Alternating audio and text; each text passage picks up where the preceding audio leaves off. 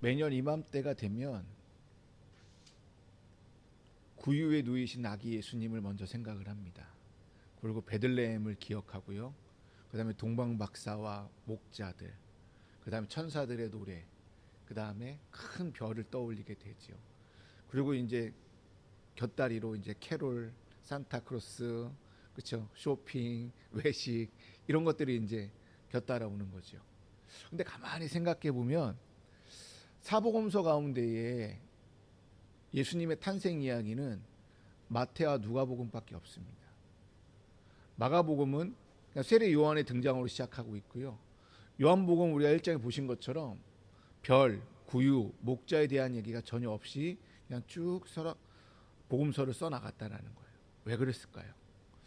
마태와 누가만 해도 충분하기 때문에 쓸 필요가 없기 때문에 쓰지 않은 걸까요? 요한복음은 이 기록한 시기를 보게 되면 예수님께서 부활하시고 그 다음에 승천하시고 그리고 60년이 지난 상황이에요. 그러니까 AD 약 90년에서 100년 사이에 요한복음이 쓰여졌습니다. 이때 이미 많은 사람들에게 예수 그리스도의 탄생 이야기와 사형 이야기는 다 전파되었어요. 그러나 교회 안에 작은 문제가 생기기 시작합니다. 근데 이 작은 문제가 너무 심각한 위기를 초래하게 됩니다. 그게 바로 영지주의인데, 이 영지주의에 잘못된 것이 깊숙이 들어오다 보니까 육체를 악한 것으로 보는 거예요. 육체를 악한 것으로 보니까 신이 육체를 입고 온다라는 그 사상을 받아들일 수 없게 되는 거예요. 육체는 구원의 대상이 아니라 저주받아야 대상이고 지옥에 갈 대상인데, 예수 그리스도 신이라는 사람이 어떻게 육체를 입고 이 땅에 올 수 있느냐, 이건 말이 안 된다라는 얘기예요. 그러니까 하나님의 아들인 예수가 참된 육체를 가지고 이 땅에 오셨다는 사실을 우리는 받아들이지 못하겠다라는 얘기를 하는 거예요. 예수님은 실제로 사람이 된 것이 아니라 사람의 몸습으로 잠시 빌려서 왔다라고 그들은 주장하고 있다라는 거예요. 그러니까 복음을 정면으로 부정하는 거죠. 그러니까 요한복음은 여기서부터 출발하게 돼요. 그렇다면 요한복음의 고민은 무엇이냐면, 그렇다면 예수님은 태어나기 전에 어떠한 존재였을까? 육체를 입기 전에 어떠한 존재로 존재하셨을까? 그리고 예수님은 언제부터 하나님의 아들 독생자였을까라는 고민에부터 시작하게 됩니다. 만약 예수님이 태어나면서 비로소 하나님의 아들이 되었다면 기독교 신앙은 기초부터 무너지는 거예요. 무슨 말이냐면, 예수가 태어났을 때 비로소 그가 하나님의 아들이다, 이거는 맞지 않다라는 거예요. 이 질문은 단순한 신학적 호기심이 아니라 교회의 생존에 걸린 문제입니다. 바로 이 지점에서 사도 요한은 복음서를 쓰기 시작합니다. 요한은 예수님의 탄생을 사건으로 설명하지 않아요. 그 의미를 설명하는 데 초점을 맞추고 있어요. 그렇다 보니까 요한복음은 강론이 많아요. 되게. 왜냐하면 예수님에 대한 풀이가 되게 많다는 얘기예요. 어떻게 보면 쉬운 것 같으면서도 어떻게 보면 어려운 얘기가 요한복음의 이야기예요. 근데 헬라어로는 가장 쉽게 쓰여진 책이 요한복음이라고 얘기를 하고 있습니다. 그렇기 때문에 요한복음은 베들레헴이라는 말이 없어요. 구유라는 말도 없어요. 요한복음의 첫 시작이 뭐냐면 태초에부터 시작해요. 그래서 태초에 말씀이 계시니라 라는 말로 시작해요. 이 말씀은 자연스럽게 창세기 1장 1절을 떠오르게 됩니다. 태초에 하나님이 천지를 창조하시니라. 이 말씀과 태초에 말씀이 계시니라는 이 말씀을 이렇게 합쳐놓고 있다라고요. 그러니까 요한은 의도적으로 태초의 언어, 그러니까 천지 창조의 언어로 사용하고 있다라는 얘기입니다. 그런 예수님의 탄생을 단지 역사 속의 한 아기 예수로 보고 있지 않다라는 거예요. 요한은 예수님의 오심, 예수의 탄생을 새로운 창조의 시작으로 선포하고 있다라는 것입니다. 창세기에서 태초의 세상은 빛이 가득하지 않았습니다. 땅이 혼돈하였고요, 공허하였고요, 흑암이 깊었다라고 얘기하고 있습니다.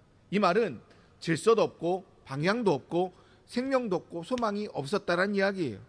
깊은 어둠 속에 세상이 덮고 있었습니다. 그때 하나님께서 처음으로 하신 말씀이 뭐였냐면 빛이 있으라라고 얘기를 해요. 이 빛이 있으라고 말했을 때에 해와 달과 별이 없었을 때예요. 이 빛은 뭔가 모르는 빛이 있었다라는 얘기예요.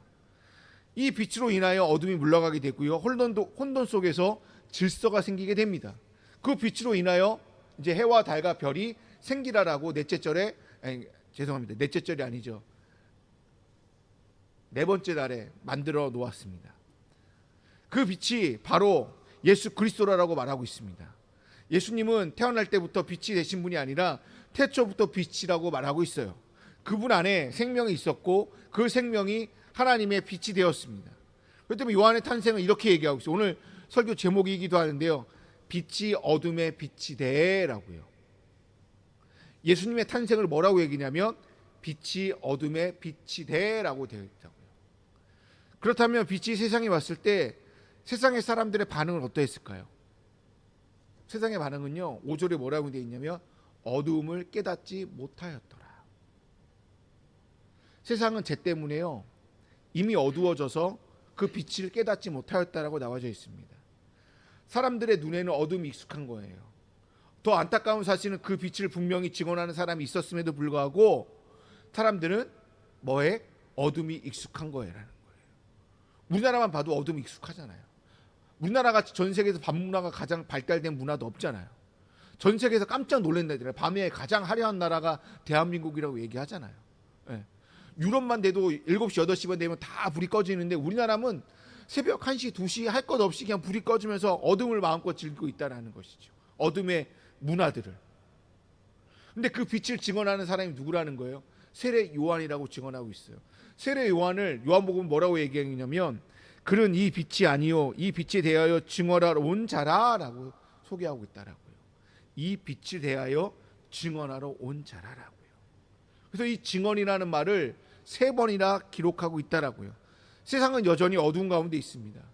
누군가는 빛을 가리켜 보여주고 있음에도 불구하고 안타깝게도 많은 사람들은 그 증언하고 있음에도 불구하고 빛을 영접하고 있지 않는 사람들이 너무나도 많다라는 거예요. 더 이상 빛을 몰랐다라고 말할 수 없다라는 거예요. 왜? 요한이 계속 얘기하고 있잖아요. 세례 요한이 나와서 빛으로 왔다, 예수 그리스도가 빛으로 왔다라고 얘기하고 있고 2000년이 지난 요즘 시대에도 수많은 목사님들과 수많은 성도님들이 예수 그리스도가 이 땅에 빛으로 왔다라고 얘기하고 있다라는 거예요. 빛으로 영접하지 않은 사람들에게 이제 책임을 물을 수밖에 없다라는 것이죠. 세상은 빛이신 예수 그리스도로 말미암아 창조되었습니다. 그 빛이 세상에 왔지만 세상은 자기들을 지으신 창조주를 알아보지 못했다라는 거예요. 요한은 이스라엘 백성도 예의를 두지 않습니다. 이스라엘 백성들이 특별한 백성들이고 특별하게 소유된 자들이라고 말하고 있지만 예수님이 오셨을 때는 그들은 알아보지 못했다라는 거예요. 다시 말하여 그들을 예수님을 영접하지 못했다라는 말입니다. 그렇기 때문에 그들의 책임은 더 클 수밖에 없었죠. 왜? 그들의 책임이 더 클 수밖에 없었을까요? 수백 년 동안, 아니 1000년 이상 동안 다윗의 한 의로운 가지가 날 것이고 그다음 이새의 줄기에 한 싹이 날게 될 것이라고 그렇게 예언자들이 얘기했음에도 불구하고 이사야에서는 큰 별이 날게 될 거다라고 예언했음에도 불구하고 그들은 그 별을 이새의 줄기를 다윗의 한 가지에 난 그 자를 알아보지 못했다라는 거예요. 그럼에도 불구하고 여전히 그들은 예수 그리스도가 태어났음에도 불구하고 여전히 다른 메시아를 기다리고 있었다라는 것입니다. 이 말씀은 오늘 우리에게도 묻습니다. 빛이 비칠 때 우리는 과연 그 빛을 알아보고 있었던가?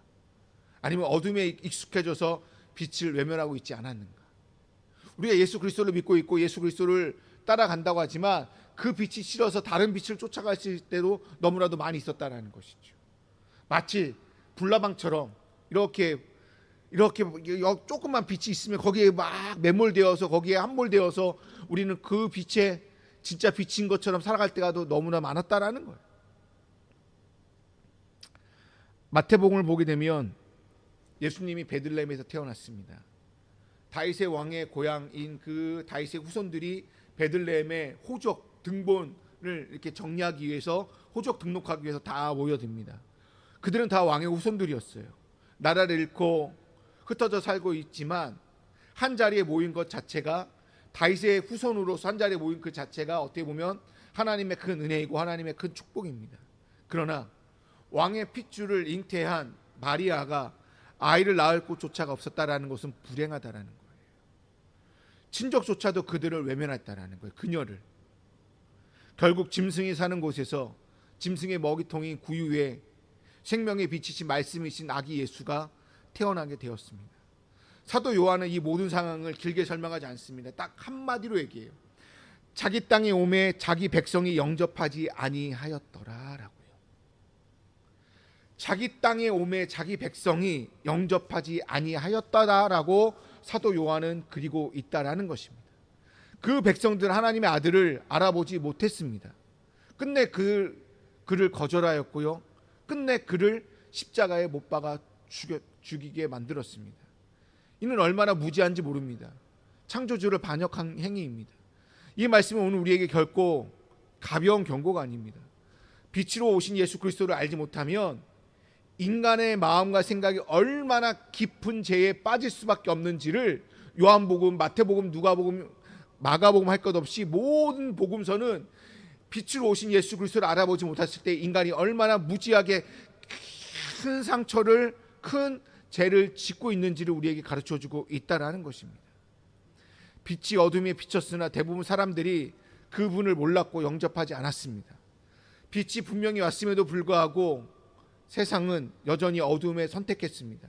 그럼에도 불구하고 모든 사람이 외면한 건 아니라고 성경은 요한복음은 얘기하고 있다는 거예요. 그 빛을 알아보는 사람이 있었고, 그 빛을 영접하는 사람이 있었고, 그 빛을 믿는 사람이 있었다라고 얘기해요. 그 빛을 영접하고 믿고 알아오는 사람들에게 하나님의 아들이 되는 권세를 주었다라고 요한복음은 우리에게 가르쳐주고 있었다라는 거예요. 영접한다라는 말이 무슨 말입니까? 예수님이 하나님께서 친히 보내주신 것을 내가 믿고 받아들였다라는 얘기예요. 빛인 그 예수가 하나님이 보내준 그 빛이라는 것을 내가 믿고 받아들였다라는 거예요. 누가? 내가 했다라는 거예요. 내가 그것을 받아들였다라는 거예요. 우리는 외교 사절을 영접할 때 그 외교 사절 대사만 받아들이는 것이 아니라 그 뒤에 있는 그 나라와 그 나라의 대통령이나 왕 할 것 없이를 다 존중하면서 받아들인다는 거예요. 마찬가지라는 것이죠. 예수님을 영접한다는 것은 그분을 보내신 하나님을 내가 영접한다는 얘기입니다. 다시 말해 예수님이 단지 훌륭한 스승이 아니라 말씀이시며 하나님이시며 그분 안에 생명이 있는 것을 내가 믿는다는 것입니다. 그 생명이 곧 생명의 빛이고 그 빛으로 말미암아 온 세상이 창조되었음을 내가 믿는다는 것입니다. 이것이 요한복음에서 말하는 영접함이라는 거예요. 그런데 우리는 여기서 한 가지 질문이 생깁니다. 왜 대부분 사람들은 믿지 않을까요? 근데 어떤 사람들은 쉽게 믿는 사람들이 있다라는 거예요. 그 이유를 뭐라고 얘기냐면 요한복음은 딱 이렇게 얘기해요. 하나님께서 난 사람들이 있었기 때문에 하나님께서 난 사람들은 빛으로 오신 예수 그리스도를 영접하고 믿고 받아들였다라고 설명하고 있다라는 거예요. 그러면서 요한복음 이렇게 얘기해요. 혈통으로가 중요한 것이 아니다. 육정으로 중요한 것이 아니라 인간의 본능이나 노력으로 된 것이 아니다. 하나님의 뜻이나 의지로 내가 하나님의 자녀가 된 것이 아니라 그들의 출발점은 오직 하나이다. 하나님께서 난 자들이라 라고 얘기하고 있어요. 이 말씀은 유대인들에게 되게 거부감 되는 말씀이에요.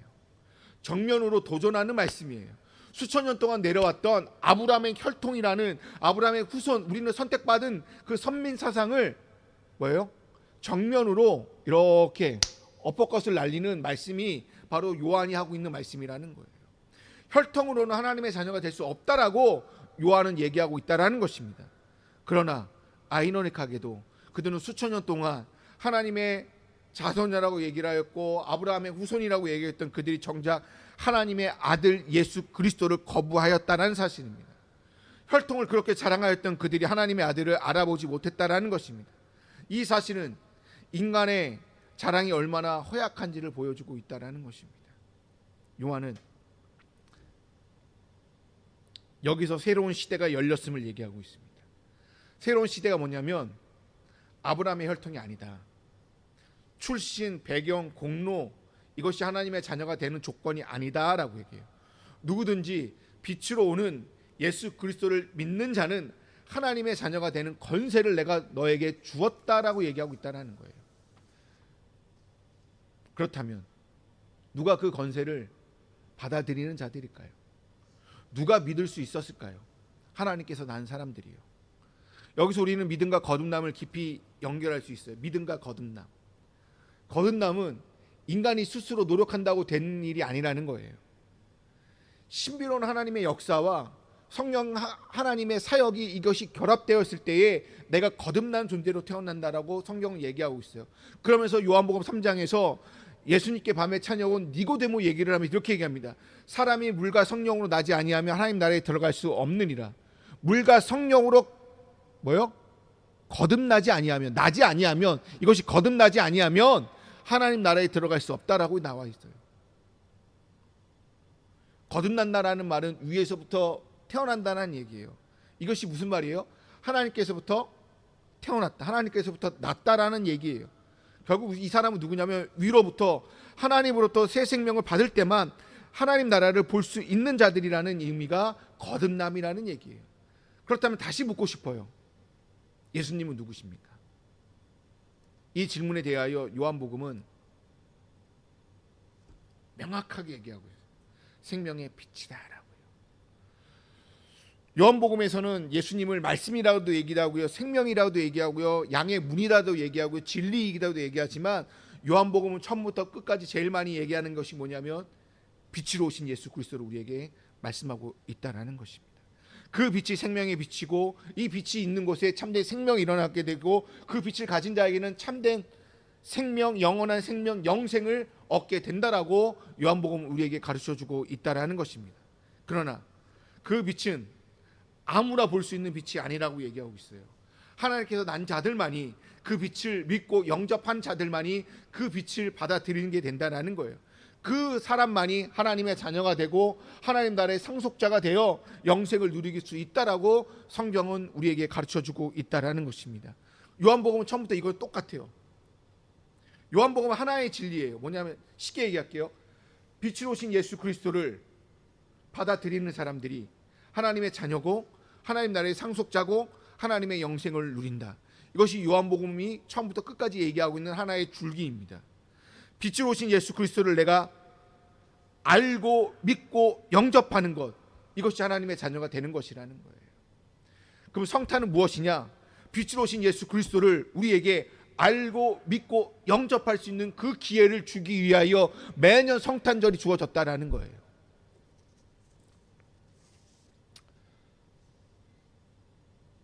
어떤 사람들은 성탄절을 공휴일로 빼자라고 얘기하시는 분들이 있어요.